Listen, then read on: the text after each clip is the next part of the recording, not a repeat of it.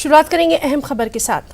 ہم کسی کے ساتھ جڑے نہیں ہیں اور بی جے پی جموں کشمیر میں پیدا شدہ مسائل کی برابر ذمہ دار ہے، یہ کہنا ہے سابق وزیر سید الطاف بخاری کا۔ الطاف بخاری نے نیوز 18 کے ایسوسیٹ ایڈیٹر شبیر احمد کے ساتھ خاص بات چیت کے دوران کہا کہ وہ نہ میر قاسم اور نہ ہی کسی اور کے ایجنٹ ہیں۔ انہوں نے یہ بھی کہا کہ وہ اور ان کے حامی یہاں کی عوام کو پریشانیوں سے نکالنا چاہتے ہیں۔ خیال رہے کہ سید الطاف بخاری کشمیر میں نئے سیاسی فرنٹ کی تشکیل کی تیاری کرنے کی وجہ سے آج کل سرخیوں میں ہے۔ کوئی سیاسی شخصیت اگر سب سے زیادہ چرچا میں ہے تو وہ ہے سید محمد الطاف بخاری۔ آج ہمارے ساتھ موجود ہیں، ان سے بات کریں گے۔ کئی چیزیں ہیں جو سیاسی افق پر آج کشمیر کے چل رہی ہیں۔ الطاف صاحب، آپ کا نیوز 18 میں خیر مقدم۔ پہلی بات، اب تقریباً صاف ہو گیا کہ ایک نیا محاذ آ رہا ہے اور اس کے روح رواں آپ ہیں۔ کیا ہے یہ محاذ اور کس طرح کے لوگ اس میں ہیں؟ دیکھیے، میں یہ واضح کرنا چاہتا ہوں، یہ کوئی محاذ نہیں ہے۔ ہم انڈیویجول لیول پہ کچھ ساتھی ملے جو وہ یا وزراء رہ چکے ہیں یا ایم ایل اے رہ چکے ہیں یا ایم ایل سی رہ چکے ہیں یا دانشور طبقے سے ہیں یا لائر ہیں، سوسائٹی کے مختلف طبقوں سے، جن سے یہ کشمیر میں جو اس وقت حالات ہیں، لوگوں کی سفرنگز ہیں جموں کشمیر میں، معیشت ہماری بیٹھی ہوئی ہے، ٹورزم بیٹھا ہوا ہے، دکاندار بیٹھا ہوا ہے، ہمارا انڈسٹریلسٹ بیٹھا ہوا ہے، مطلب ہے کہ ہر ایک سیکشن سوسائٹی کا بیٹھا ہوا ہے۔ ہم نے کہا کسی کو تو سامنے آنا ہے لوگوں کی بات کرنے کے لیے۔ دیکھیے، میں بتاؤں گا، اگر ہم سب اچھے دنوں کا انتظار کریں اور اس دن ہم کہیں کہ اب ہم لوگوں کی بات کریں گے، شاید وہ سب سے بڑی زیادتی ہمارے اپنے ضمیر کے ساتھ بھی ہے اور لوگوں کے ساتھ بھی ہے۔ ہم لوگ سامنے آئے، یہ صحیح بات ہے، شاید یہ دماغ کا فیصلہ نہیں ہو سکتا ہے۔ کیوں؟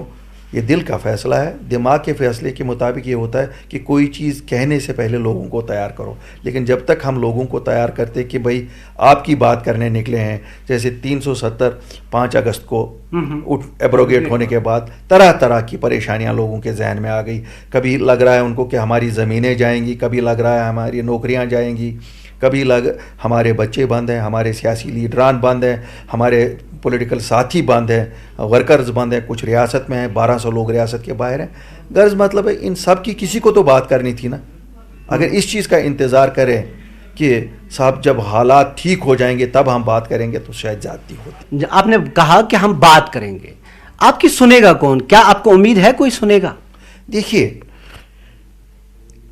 ہم ایک جمہوری نظام میں رہتے ہیں، ٹھیک ہے، 5 اگست ہوا، بی جے پی نے 370 کو ایبروگیٹ کیا، 35، اس کا ہمیں دکھ ہے، بہت دکھ ہے، لیکن سپریم کورٹ میں مسئلہ ہے، شاید ہم اس پہ بات نہیں کر رہے ہیں۔ جو سپریم کورٹ کا فیصلہ ہوگا وہی سب کو ماننا ہے، دلی میں بھی سرکار کو اور ہمیں بھی۔ اور ایسا کیا ہے کہ کوئی نہیں مانے گا؟ اگر آپ کی نیت صاف ہے تو کوشش تو کی جا سکتی ہے نا۔ ہم جو ریزیڈنٹ ریپریزنٹیٹیو ہیں اس وقت ریاست میں، منسٹری آف ہوم افیئرس کے، گورنمنٹ آف انڈیا کے، وہ ہیں لیفٹیننٹ گورنر۔ آپ جب ایک ڈپٹی کمشنر کے پاس جاتے ہیں، اس کے پاس لوگوں کے مسائل لے کے جاتے ہیں، سب مسائل ان کے حد اختیار میں نہیں ہوتے، لیکن وہ سرکار کا ایک ذریعہ ہوتا ہے کہ ان سرکار تک لوگوں کے مشکلات پہنچے اور ان کا ازالہ شاید پھر سرکار کرتی۔ اسی طرح ہم لیفٹیننٹ گورنر کے پاس گئے، ان کے پاس کچھ چیزیں جو وہ حل کر سکتے ہیں، کچھ ان کو دلی بھیجنے، کچھ پارلیمنٹ میں کرنے، کچھ ہوم منسٹر نے کرنے، کچھ پرائم منسٹر نے کرنے، کچھ مل جل کے پوری سیاسی قیادت ہندوستان نے کرنے ہیں مسئلے حل۔ اگر شروعات نہیں ہوتی، میں آپ کو بتاؤں گا، ہم 7 تاریخ کو ملے، اللہ کا فضل ہے، 10 تاریخ کو کم از کم 26 لوگ پی ایس اے سے ریلیز ہوئے۔ کسی نے تو بات کرنی ہے، جب بات کرو گے، یہ لیڈران نہیں تھے، شاید اس لیے کوئی بات نہیں کر رہا، لیکن یہ وہ لوگ تھے جن میں سے کچھ لوگوں کے بچوں کے پاس کرایہ نہیں تھا کہ وہ ان کو جا کے کشمیر سے باہر جیلوں میں ملاتے۔ یہ مان لیا، لیکن کیا بھول جائیں 370 35 سے؟ دیکھیے، بھولنے کی بات نہیں ہے، درد تو میرے دل میں بھی ہے، سب کشمیریوں کے دل میں، جموں کشمیر کی ریاست سب لوگوں کے دل میں ہے، لیکن سپریم کورٹ میں کیا بات کر سکتے ہیں جب کورٹ میں مسئلہ ہے؟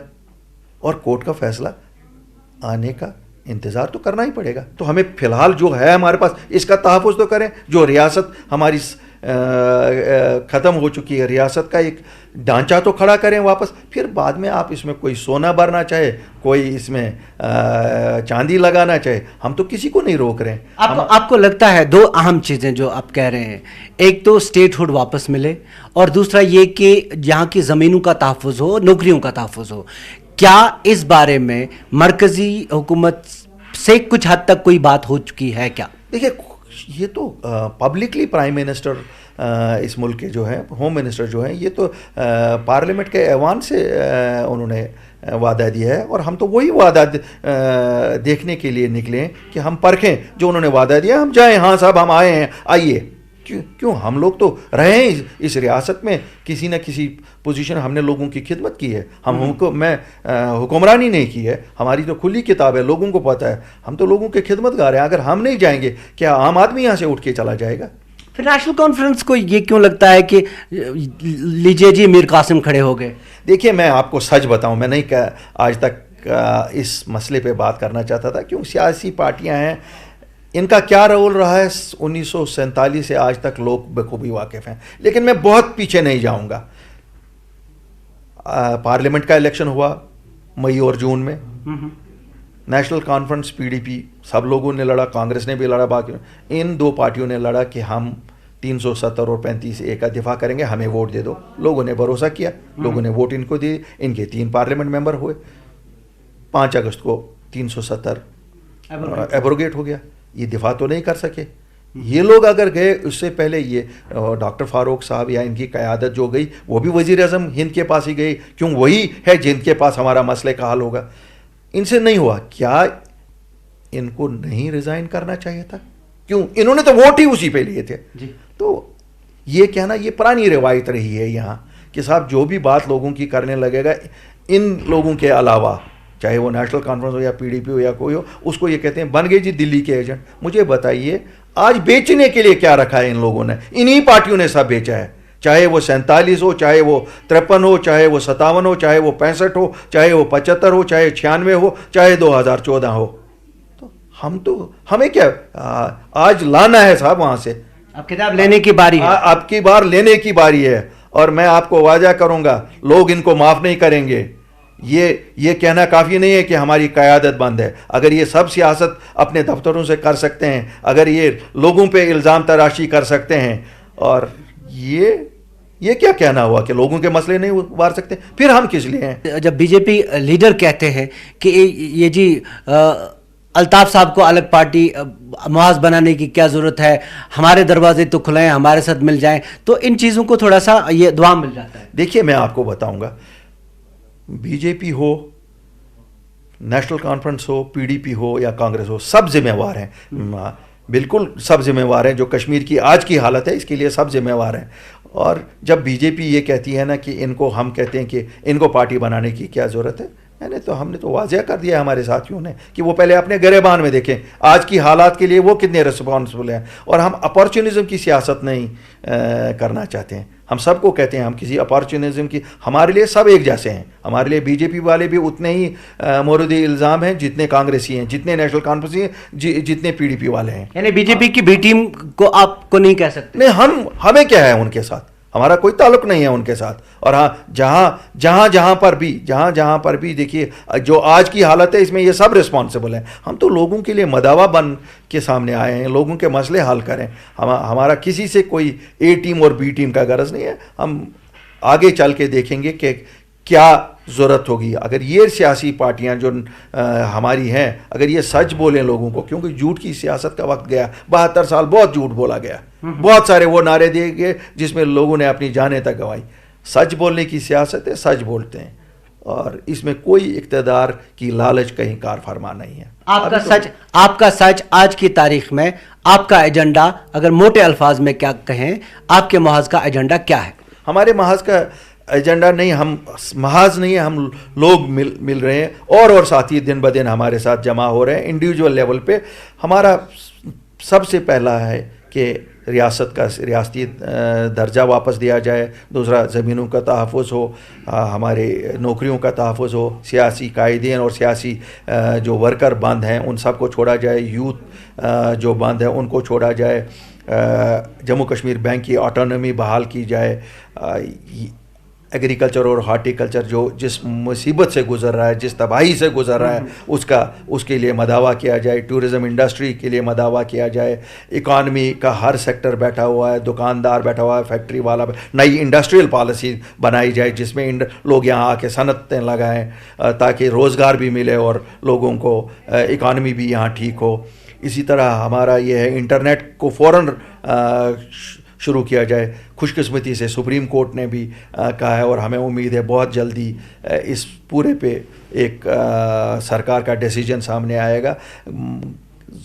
مطلب ہے کہ جو بھی لوگوں کو تکلیفیں ہیں, ہماری کوشش ہے کہ ہم ان کی ترجمانی اعلیٰ ایوانوں تک پہنچائیں, اور اگر ضرورت پڑے گی دلی کے ایوانوں تک پہنچا ہم وہاں پر بھی جائیں گے, اور جس سے بھی ملنا پڑے گا یہ مسئلے حل کرنے کے لیے ہم تیار ہیں. یہاں پہ کئی لوگ ایسے ہیں جن کے دلوں میں وسوسے ہیں, کیونکہ موقع مشکل ہے. آپ نے ایک ایسے موقع پہ فیصلہ لیا سامنے آنے کا جو بہت مشکل وقت ہے, تو آپ کو کیا لگتا ہے کہ کس طرح کے مسائل کا آپ کو سامنا کرنا پڑے گا؟ دیکھیے میں بتاؤں گا, دو طرح سے انسان پبلک سروس کرتا ہے. ایک یہ دیکھے گا کہ یار میں چپ بیٹھوں, کوئی مجھ پہ انگلیاں نہ اٹھائے, میں لوگوں کے مسئلے کیوں اٹھائیں کہ اس وقت تو لوگ ناراض ہیں. دوسرا ہوتا ہے کہ اگر آپ خدمت گار ہیں اور لوگوں نے آپ کو موقع دیا ہے کسی وقت پہ آپ کی ترجمانی کرنے کا یا آپ کی مشکلات کا ازالہ کرنے کا, تو اس سے بہترین موقع کیا ہے. آج لوگ ووٹ کے لیے میں لوگوں کے پاس نہیں جا رہا ہوں, آج لوگ میرے پاس ووٹ کے یہ نہیں آئیں گے کہ مجھے ووٹ دے دیں. آج دل کا فیصلہ ہے کہ ان کے درد کو کچھ کم کروں. لیکن الٹیمیٹلی تو جانا ہے ووٹ کے لیے ہی. دیکھیے آج کے دن میں ایسی بالکل کوئی بات نہیں. جب مسئلے حل ہوں گے, جب وہ مقام آئے گا, جب وہ ٹائم آئے گا کہ ووٹ کی ضرورت ہے, اس وقت لوگ فیصلہ کریں گے. دیکھیے جس کو بھی لوگ چنیں گے وہی بنے گا. لوگ ایک ڈیموکریسی میں سپریم ہوتے ہیں, اور ابھی تو ایسے کوئی حالات ہی نہیں ہیں. ہم ایک سیلاب سے گزرے ہیں. سیلاب سمجھے 5 اگست ایک سیلاب تھا, عمارت بہہ گئی, سب کچھ بہہ گیا. ہم دن کا جمع کر رہے ہیں تاکہ لوگوں کی روزمرہ کی زندگی بحال ہو جائے, روزمرہ کے مشکلات کا ازالہ ہو جائے. بچے جو بند ہیں, نوجوان جو بند ہیں, میں آپ کو کیا بتاؤں, ایسے بچوں کا مسئلہ ہے جن کو نوکریاں ملی ہے خود کمپٹیشن سے, ان کو کریکٹر سرٹیفکیٹ نہیں دے رہے ہیں. کون بات کرے گا؟ یہاں میں آپ کو بتاؤں, یہاں ہم لوگ تو کہتے ہیں نا, ہمارے سیاستدان کہتے ہیں نہیں صاحب سیاست کی بات نہیں کرنی چاہیے, وہ چیز نہیں, ہم نہیں کریں گے. تو کرو گے کیا بھائی؟ کیا اتنا ہی ایجنڈا ہے کہ جو قائدین بندے ان کو چھوڑا جائے؟ اب ہمیں دنیا کو بتانا ہے ہمارے حالات کیا ہے, ہمیں دلی میں جانا ہے تکلیف ہماری کیا ہے, ہمیں اس تکلیف کا مداوع ڈھونڈنا ہے. ہم اس تکلیف پہ اپنی سیاسی محل تعمیر نہ کریں, ہم لوگوں کے حل کے لیے کام کریں, لوگوں کے مشکلات کے لیے کام کریں, اور آگے اللہ جانتا ہے نیت کس کی نیت میں کیا ہے, اس کا تو اوپر والے کے پاس ہی جواب دینا ہے ہر ایک کو.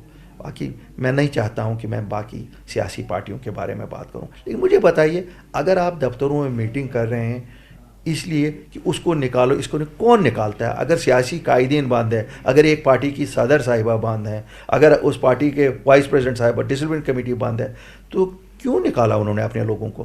میں وہی بات کر رہا تھا, پی ڈی پی سے وہ کن کی بات کر رہے تھے؟ وہ بھی تو لوگوں کی بات کر رہے تھے. وہ ایجنڈا نہیں ہے کیا؟ اس پارٹی کا پیٹرن نہیں گیا ملنے کے لیے؟ اچھا کیا انہوں نے, لیکن دوگلا پن کیوں؟ اور یہ کون ہے جو یہ فیصلے کر رہا ہے؟ اگر وہ لوگ بند ہیں, اگر لوگوں کی بات نہیں آپ کر سکتے ہو, تو کیا آپ اس چیز کی سیاست کر سکتے ہو کہ کس کو نکالو گے کس کو رکھو گے؟ نکالا کیا, وہ ان کا اپنا ذات پارٹی کا مسئلہ ہے, لیکن یہ کون کر رہا ہے؟ مجھے تو نہیں لگتا ہے. اگر لوگوں کی ترجمانی کرنا گناہ ہے تو میں دعوت دیتا ہوں پورے جتنے بھی پولیٹیکل کلاس ہے یہاں جس پارٹی میں, آئیے یہ گناہ مل جل کے کریں اور لوگوں کے لیے ان کی مشکلات کا مداوع ڈھونڈیں. آپ نے کہا کہ کئی لوگ کئی مکتب فکر سے لوگ ہیں جو آپ کے ساتھ جڑ رہے ہیں. کیا نیشنل کانفرنس سے لوگ آپ کے ساتھ جڑ رہے ہیں؟ دیکھیے میں نہیں کہوں گا جو میرے ساتھ لوگ جڑ رہے ہیں وہ اپنی پارٹیوں سے بالا تر اٹھ کے جڑ رہے ہیں, اپنی انڈیویجول کیپیسٹی میں جڑ رہے ہیں. وہ ہر لمحے طبقے سے, ہر سیاسی اس سے, اس میں ان کسی کا تعلق, میں جب میرے پاس کوئی آتا ہے ہم یہ نہیں دیکھتے ہیں کہ یہ پی ڈی پی سے ہے, یہ نیشنل کانفرنس ہے, ہم یہ دیکھتے ہیں کہ اس کے درد, دل میں بھی درد ہے لوگوں کے لیے, ہم اس درد کو لے کے اکٹھے ہو رہے ہیں. ہمیں اور یہ کوئی نہیں ہے کہ کون کس سے کیا سیاست اور کیا سیاسی نظریہ ہے اس کا ہے. آج کا دن سیاسی نظریوں کا دن نہیں ہے, آج کا دن لوگوں کو مداوا کرنے کا دن ہے. آپ پی ڈی پی کے منسٹر ہی نہیں تھے, آپ اس پارٹی میں ایک طرح سے اینکر کا بھی کام کیا آپ نے کہی, تو آپ سے بھی سوال بنتا ہے الطاف صاحب, آپ پی ڈی پی میں کیوں رہے جب آپ نے دیکھا کہ کام غلط ہو رہے ہیں؟ دیکھیے میں نے پی ڈی پی میں, جس وقت پی ڈی پی میں یہ سوال آیا 2014 میں نے اس وقت بھی اس چیز کی مخالفت کی جس چیز کے لیے لوگ آج ان کو گنہگار ٹھہراتے ہیں. مجھے فخر ہے اور اللہ تعالیٰ نے مجھے اس وقت بھی یہ قوت اور طاقت دی کہ میں نے ان کو سچ بولنے کی ہمت کی.